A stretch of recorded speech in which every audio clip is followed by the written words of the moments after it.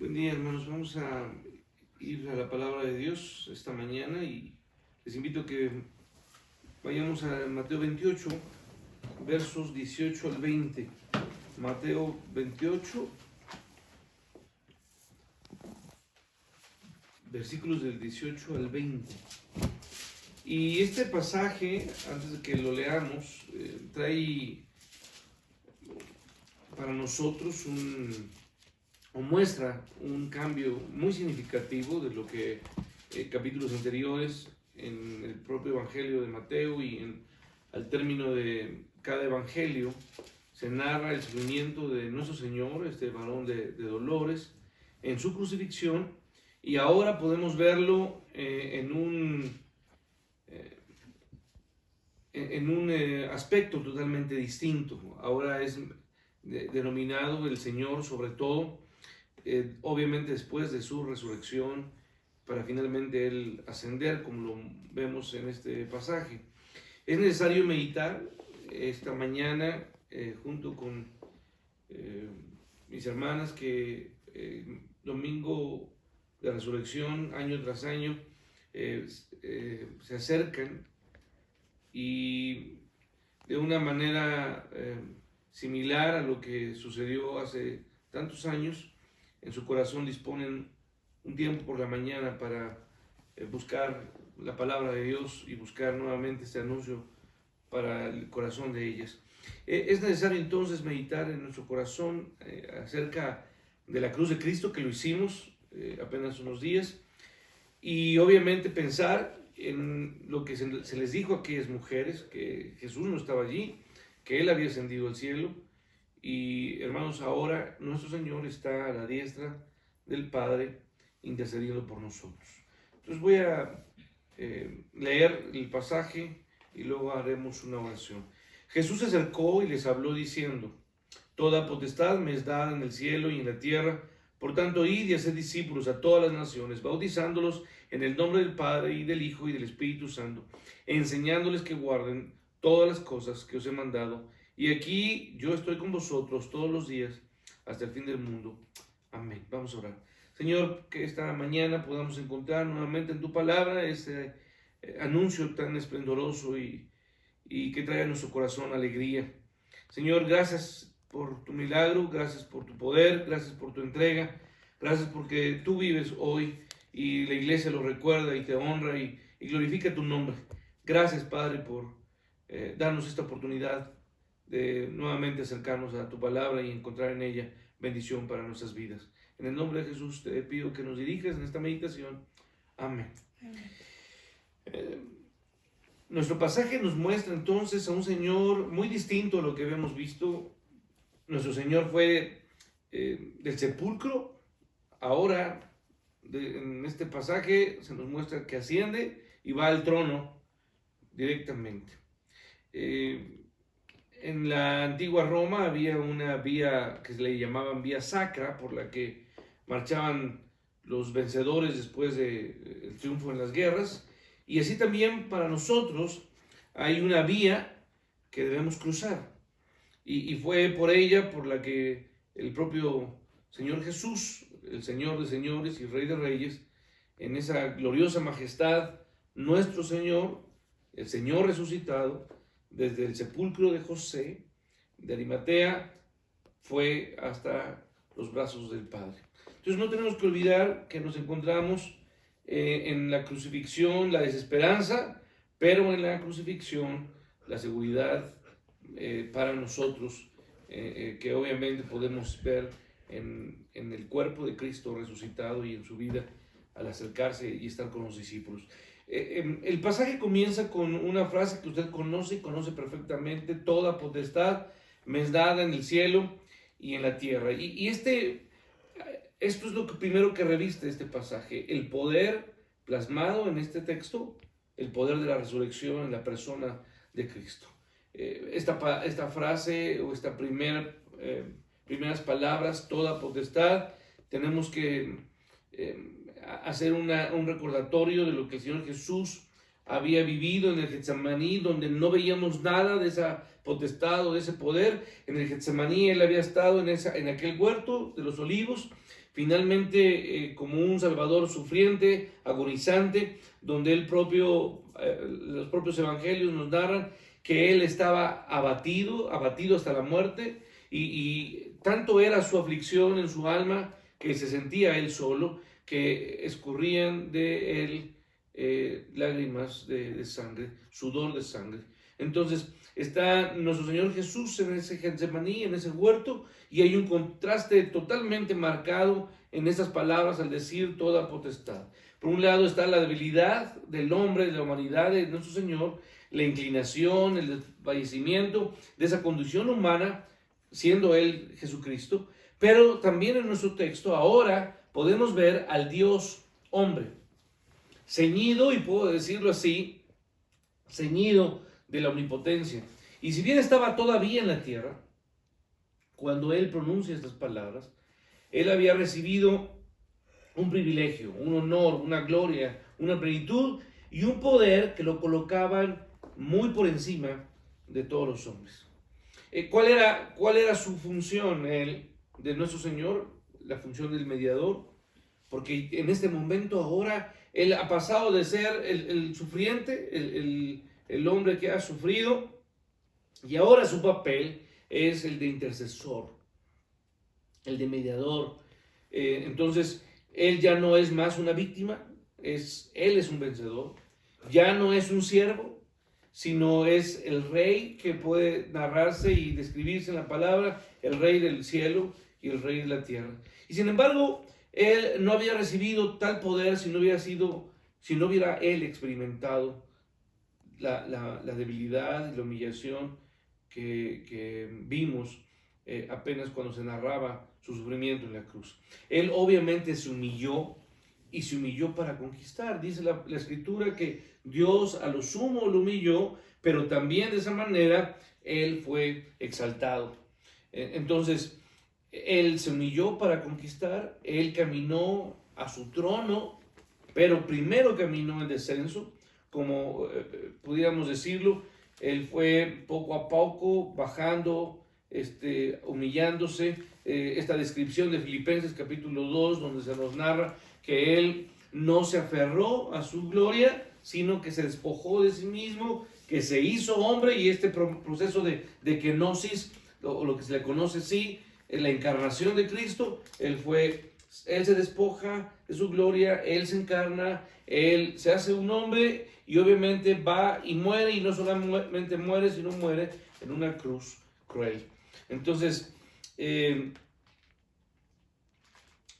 nuestro Señor, muy diferente a lo que el gran rey Salomón hizo, que ascendió a su trono de oro, subiendo en peldaños de marfil.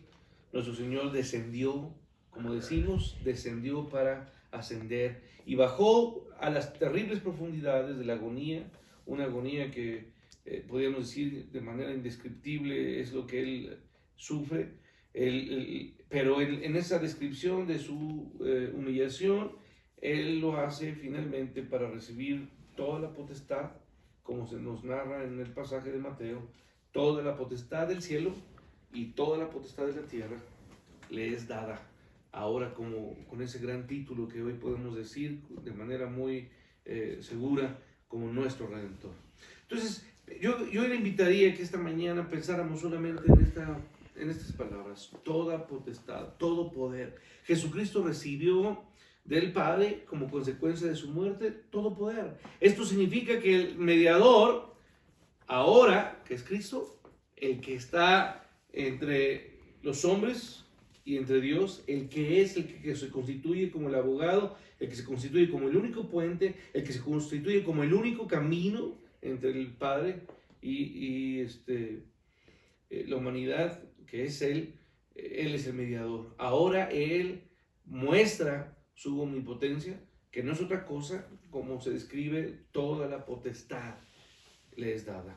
Nosotros no podemos entenderlo, esto es algo obviamente inalcanzable para nosotros, es algo que está fuera de nuestra concepción.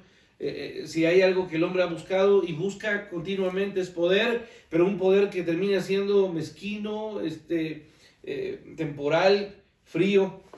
Pero el poder el poder que podemos destacar en la persona de Jesús es el poder, el primero, el poder de la autoexistencia.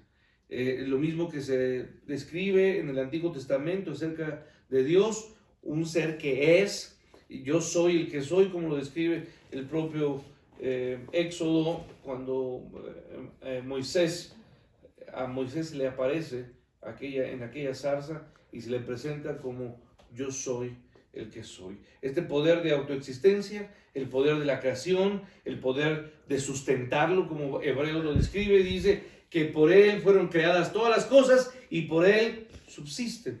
Entonces, él tiene poder de autoexistir, el poder de crear, como lo vemos en el Génesis, el poder de sustentar, como lo vemos en Hebreos.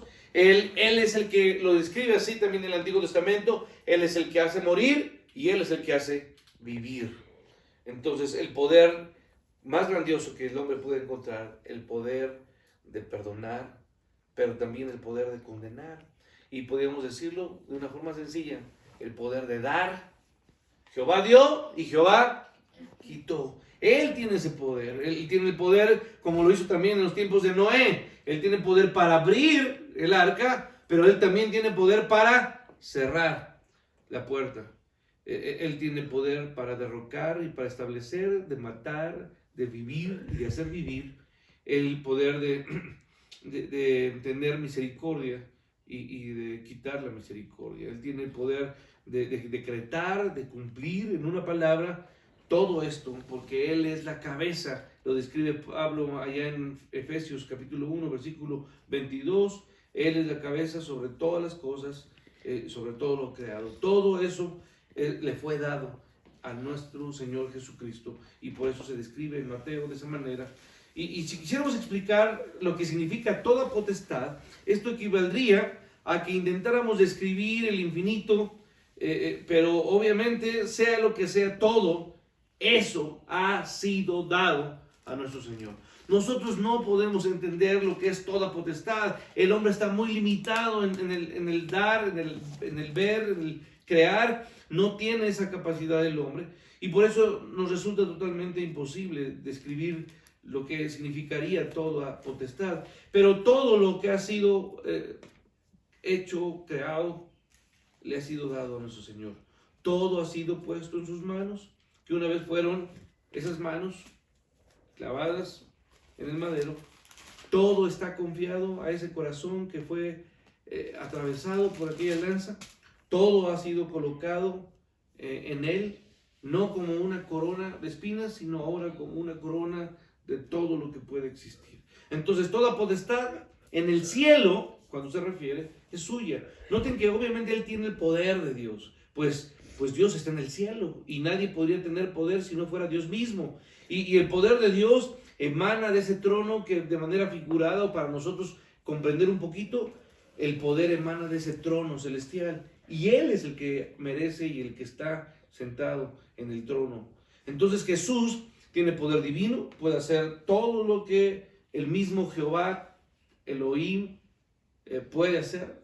Si fuera su voluntad crear otro mundo con su palabra, veríamos que es posible que Él pudiera adornar no un mundo, sino millones de estrellas y mundos que pudiéramos imaginar. Si fuera su voluntad, podría Él simplemente de una sola palabra hacer que el cielo mismo pudiera caer y extenderlo, hacerlo tan pequeño o hacerlo tan grande.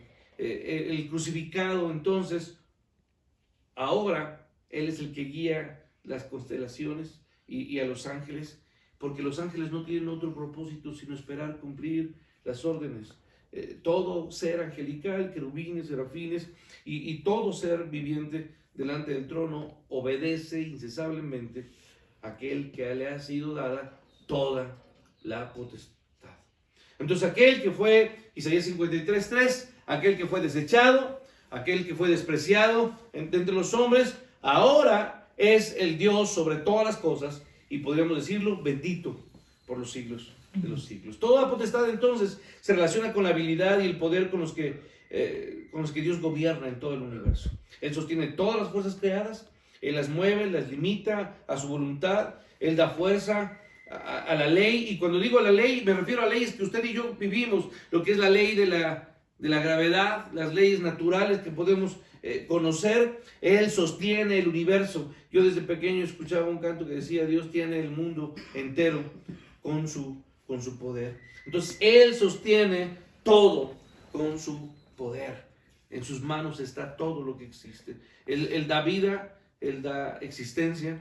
En la antigüedad se decía que los griegos y los romanos, mejor dicho, decían que Apolo conducía el carro del sol y guiaba los corceles de fuego en su curso, pero no es así.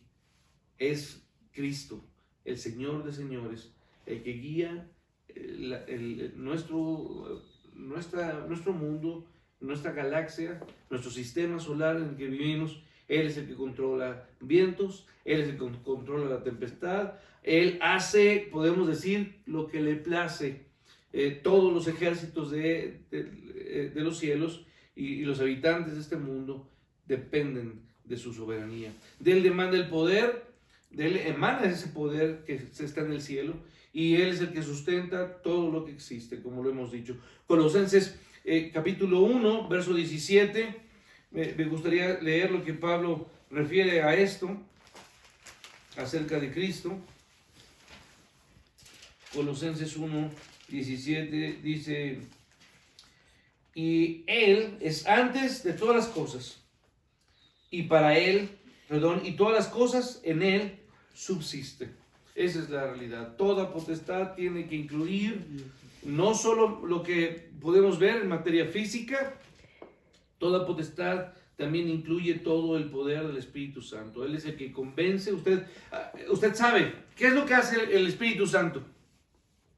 El Espíritu Santo tiene por sobre todas las cosas hacer convencernos de pecado, convencernos de justicia y convencernos de juicio. Y es lo que hace el Espíritu Santo. Él nos convence de esto. Es el quien nos da nuevos corazones. Él es el que cambia el corazón ¿de quién? De nosotros. El que hace de carne un corazón endurecido. Él es el que finalmente permite que nuestros corazones entiendan la necedad en la que vivimos. Y Él es el Espíritu Santo es el que planta la iglesia en cada uno de nosotros y hace que crezcamos y llevemos ¿qué? Fruto. El poder del Espíritu Santo es el que se manifiesta en cada hijo de Dios de acuerdo a la voluntad del Señor, así como el óleo se derramaba sobre la cabeza de Aarón, y como describe el Salmo, y baja hasta el borde ¿de qué? De su barba, rociando el borde de sus vestiduras. Así es el Espíritu Santo, que sin medida fluye en medio de nosotros y nos hace que nosotros oremos con gemidos ¿qué? Indecibles, que clamemos a Él y digamos que Abba Padre. Es el Espíritu Santo de Dios en nosotros. De acuerdo a la voluntad de Jesucristo, entonces el Espíritu Santo es el que va a la iglesia y es el que da a la iglesia y va al mundo para el cumplimiento de su gracia salvadora. Entonces, la potestad no solamente fue dada en las cosas creadas, sino que la potestad le es dada a través del Espíritu Santo, que obra poderosamente en cada hijo redimido y en la iglesia misma. Entonces, no es posible que la iglesia falle por falta de dones espirituales, porque nos ha dado el poder ¿de quién? De su Espíritu, ¿no? El esposo celestial, que es Jesucristo, es el que ha dejado a ese Espíritu. Y todo el poder de la Trinidad, del Padre, del Hijo y del Espíritu, están a las órdenes de Jesús, quien es exaltado por encima de todo principado, de toda autoridad, de todo señorío. Y dice Efesios 1, si usted me acompaña, a Efesios capítulo 1.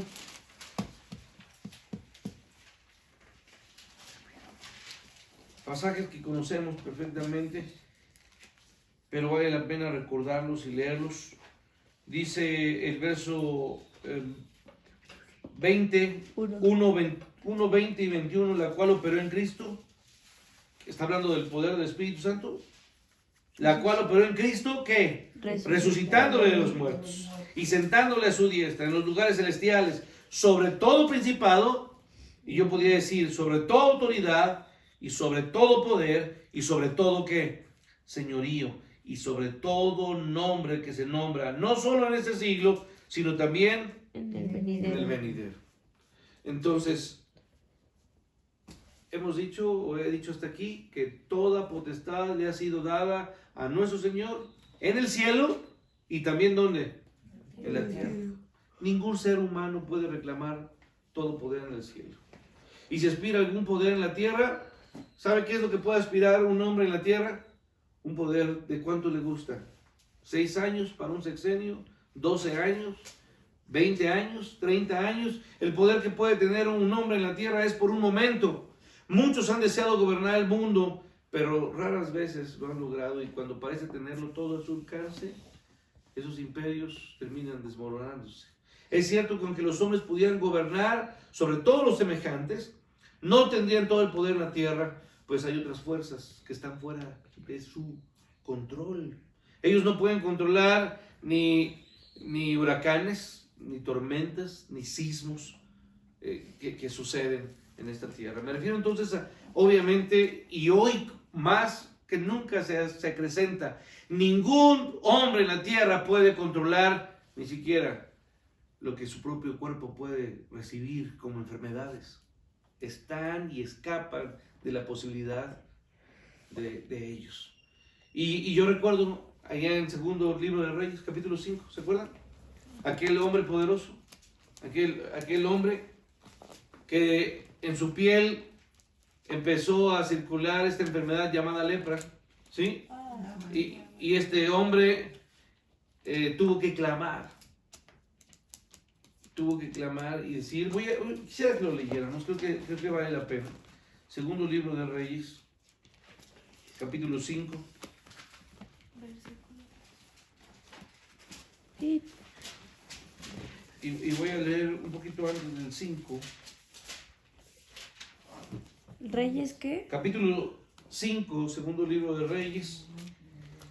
Dice el verso 5, y le dijo el rey de Siria, anda, ve, yo enviaré cartas al rey de Israel. Salió pues él llevando consigo 10 talentos de plata y 6,000 piezas de oro y 10 mudas de vestidos. Tomó también cartas para el rey de Israel que decían así, cuando lleguen a ti estas cartas, sabe por ellas que yo envío a ti mi siervo Naamán para que lo sanes de su lepra. Luego que el rey de Israel leyó las cartas, capítulo 5, versículo 7, dice, luego que el rey de Israel leyó las cartas, rasgó sus vestidos y dijo, escuche bien lo que dijo, ¿soy yo Dios que mate y dé vida para que éste envíe a mí que sane un hombre de su lepra? Considerad ahora y ved cómo busca ocasión contra mí. Las palabras fueron, soy yo Dios que mate y dé vida. ¿Quién es el único que puede hacer esto? Dios, solamente Él mata y Él da vida.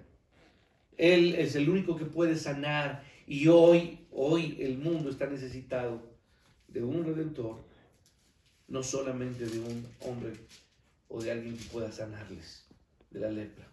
Él no tenía poder en la mano, ni el rey de Asiria, ni el rey de Israel. Entonces, además, podemos sumar a esto que ningún hombre tiene posibilidad de poderse sanarse a sí mismo, y este es un dolor que el hombre no puede superar. ¿Se acuerda usted? Las ranas, las langostas, las moscas fueron contendientes para Faraón. ¿Sí o no? ¿Lo fueron o no? Sí. ¿Faraón no pudo hacer algo contra esto? No pudo hacer. Faraón, el que se sentía dueño y señor de todo ese imperio, y no pudo simplemente contender con ranas, ni con langostas, ni con simples moscas, que terminaron obviamente siendo un fastidio para él y para todo su imperio. ¿Por qué? Porque los más grandes hombres son derrotados por cosas débiles de Dios. ¿Por qué? Repito, porque los más grandes hombres son derrotados por las cosas débiles de Dios. Nabucodonosor, herido, ¿sabe cuál fue su herida? La locura, el trastorno, hasta quedar pastando como una fiera, un animal. Esa fue la ilustración muy clara de lo insignificante que resulta ser la humanidad. La enfermedad que hoy vemos, el dolor y la muerte, han llevado a reconocer aún a los hombres más arrogantes, porque después de todo son solo hombres. Y a menudo sus debilidades les han obligado a reconocer que el poder le pertenece a Dios y solamente a Él. Entonces nuestro Señor Jesucristo es un hombre que hoy, este domingo de resurrección, recordamos que sobre Él le fue dada toda potestad. Porque todas las cosas en la tierra, sin excepción, ninguna, todo obedece a nuestro Señor. Cosas grandes y cosas pequeñas. Lo describe así la palabra de Dios, allá en el Antiguo Testamento y los profetas, el pulgón y ¿qué? Y aquellos insectos pequeños son los que terminan consumiendo los grandes imperios. Criaturas grandes, criaturas pequeñas, porque Jehová puso todo debajo de sus pies. Entonces, toda potestad en el cielo, toda potestad en donde, en la tierra, y voy a terminar diciendo toda potestad sobre la mente de los hombres. Sean buenos o malos, llama a quienes Él quiere que tengan comunión con Él y le obedecen. Habiéndolos llamado, Él es capaz de santificarlos a un grado máximo de santidad, obrando en ellos según, como dice Pablo, el puro afecto ¿de qué? De su voluntad, de su deseo. Con poder, Él lo hace. Aún el hombre más violento, Él termina llamándolo. Y cuando el Señor llama, no hay voz que se pueda resistir. Nuestro Señor puede influir de tal manera en el hombre por medio del Espíritu Santo que todos se ven inclinados a doblegar su orgullo. Con frecuencia, hermanos, debería usted y yo orar pidiendo a Dios que siga levantando hombres y mujeres en su iglesia, hombres que puedan tomar la batuta y el liderazgo que es tan necesario, hombres llenos de fe y del Espíritu del Señor, para que sean como esos grandes estandartes que han existido a través de la historia de la iglesia, porque se necesitan hoy esos hombres. Son tan pocos hoy los que llevan el evangelio con orgullo y con poder y así lo predican, que hoy es necesario más. Pablo podría decir, como escribe ya a los Corintios en el capítulo 4, versículo 15, no tendréis muchos padres. Son muchos los valiosos hombres que destacan como columnas en la casa del Señor. Y como lo podríamos decir, ¿qué es la iglesia? Columna y ¿qué? Y baluarte de la verdad. Necesitamos entonces hombres como aquellos, Luteros, Calvinos, Bunyan y muchos otros varones y mujeres capaces de marcar épocas y cuyos nombres inspiren. No solamente, escuchen bien, inspiren a la iglesia, sino inspiren terror a los oídos de los enemigos. Tenemos entonces una gran necesidad de esos hombres que fueron transformados en sus mentes. ¿Sí? ¿Dónde están? ¿De dónde nos vendrán? Es necesario entonces pedir al Señor de la mies que envíe hombres a su mies. Entonces, lo que sí es que nuestro Señor tiene para cada momento de la historia de la humanidad hombres y mujeres para esos momentos. Y ellos terminan siendo los regalos ¿para quién, hermanos? Para nosotros como iglesia. Y vendrán a su tiempo. Y Él tiene potestad para que regresen esos grandes predicadores, esos grandes teólogos y poderosos hombres como en la época de los puritanos.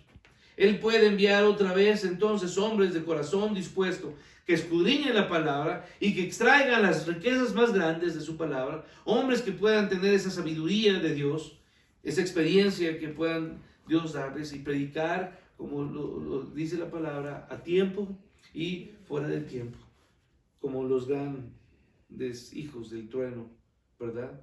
Como los hijos de la consolación pero que entreguen el mensaje del Señor con el Espíritu Santo enviado desde el cielo, con toda potestad, como Dios envía a sus hijos. Cuando entonces el Redentor ascendió, tomó dones para los hombres, y esos dones eran los hombres dotados para la iglesia, tales como evangelistas, pastores, maestros. Lo hemos escuchado y lo hemos visto, iglesia. Él es todavía hoy capaz de dotar a personas para su pueblo, y es nuestro deber pedirles en oración, pedirle a Dios en oración, y cuando llegan, y cuando Él traiga a esas personas, debemos creer que en la potestad de Jesucristo, Él ha dado a esos varones para el servicio de su pueblo. Entonces Él puede revestir también a cualquiera de nosotros. Hermanos, hoy es tiempo de decir: Señor, envíame, ¿qué? Envíame a mí. Heme aquí. ¿Sí? Hermano, el Señor Jesús puede hacer todo lo que haga. El Señor Jesús puede hacer que todo prospere. El Salmo 1, usted lo recuerda, dice: bienaventurado el varón, y termina diciendo: y todo lo que haga prosperará. Hermanas, me dirijo a las mujeres. El Señor puede bendecirle. ¿Y sabe cómo le puede bendecir? Criando a hijos, ¿qué? Piadosos. Yo sé que usted, hermana, que escucha este mensaje por la mañana, es muy débil y tiene necesidad. Y muchas veces se ve sola, pero no lo está. Porque Dios necesita su debilidad, y eso es necesario. Porque Él, en su debilidad, ha prometido fortalecerle. Es la invitación para orar en esta mañana de esa manera. Si buscas fuerzas, busca tu fuerza en Él. Él puede investirte del poder de la resurrección desde lo alto y decirte, como le dijo a Gedeón, ahora que estábamos leyendo los jueces. Recuerden que esta semana leímos jueces. En Jueces 6, a Gedeón se le dice algo muy hermoso. Termino con esto, por favor. Vamos a Jueces, por favor.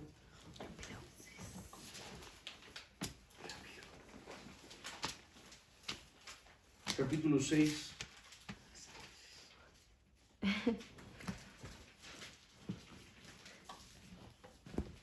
Y dice así, versículo 13 de Jueces: y Gedeón le respondió: Señor mío, si Jehová está con nosotros, ¿por qué nos ha sobrevenido todo esto?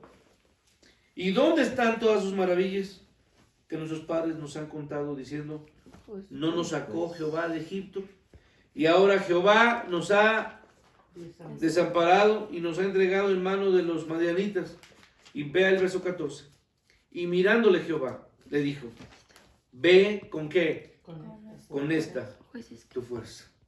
Hermanas, iglesia de Cristo, usted que escucha este pasaje hoy, en este domingo de resurrección, hay un mensaje para nosotros.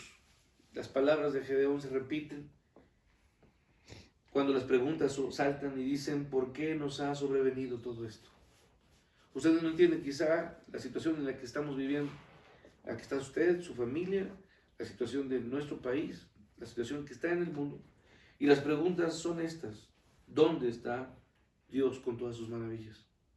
Y la respuesta hoy, en este domingo de resurrección, nos hace recordar que toda potestad le ha sido dada a Dios. Y Él, con sus palabras, hoy de manera hermosa, nos dice, como le dijo a Gedeón: ve con esta tu fuerza. Él es nuestro Dios de fortaleza. La torpeza no está en Dios. La torpeza está en nosotros.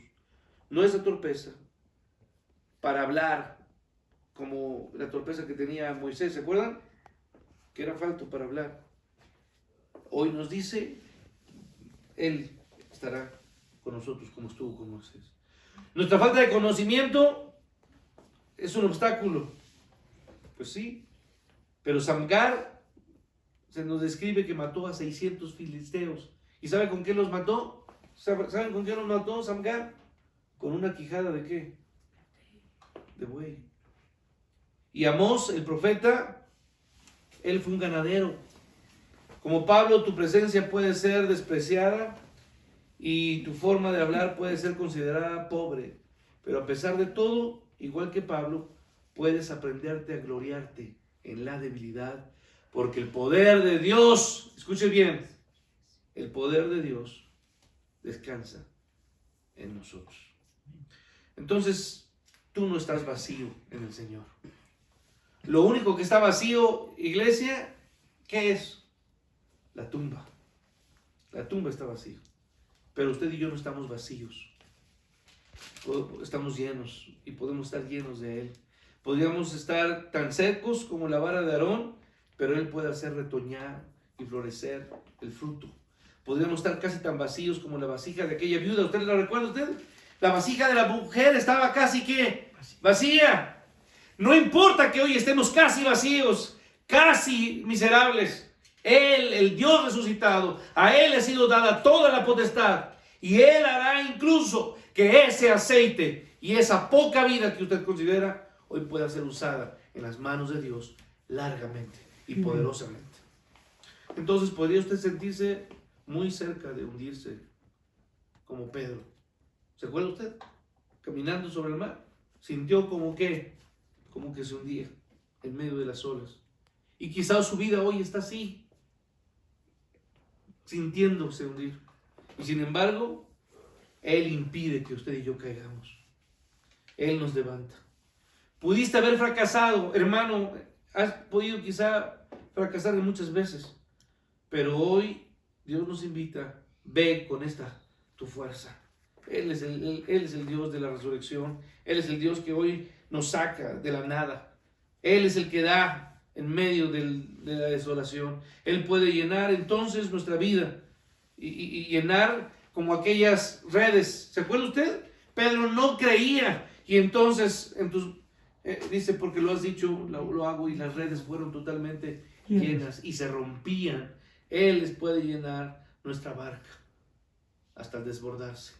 Y aquellas palabras que de niños aprendimos, Él abrirá las ventanas de los cielos hasta que sobreabunde. Entonces nadie sabe lo que el Señor puede hacer de cada uno de nosotros, ni lo que puede hacer por medio de nosotros. Y solo lo que hoy tenemos que saber en este domingo de resurrección es que toda la potestad le ha sido dada. En Él reside toda esa potestad y a Él le pertenecemos. Vamos a orar. Señor, te doy gracias esta mañana por esta promesa hermosa de la resurrección. Gracias porque estás con nosotros, porque nos escuchas. Te bendigo y te alabo, Padre, por tu palabra. Hoy es tiempo de recordar tu poder y tu fuerza. Cristo ha sido levantado de la tumba. Cristo hoy vive y como iglesia lo recordamos y te alabamos y te glorificamos. Te alabo, Señor. Te bendigo, Padre. Gracias porque hoy nos recuerdan las palabras de Gedeón. Ve con esta tu fuerza. No necesitamos más, Padre, sino tu presencia. Y tú nos has dejado solos. Has desaparecido de nuestra vista, pero tu presencia está con nosotros. Y tú estás con nosotros, como lo terminó diciendo este pasaje. He aquí, yo estoy con vosotros hasta el fin del mundo. Esa es tu promesa del Cristo que venció la muerte y hoy vive y vive por los siglos de los siglos. Te bendigo y te alabo, Padre. Bendice a tu iglesia y haznos renacer para una vida que pueda glorificar las grandes cosas que Dios ha hecho con nosotros. Te alabo, Padre. Gracias por el poder de tu resurrección. Amén.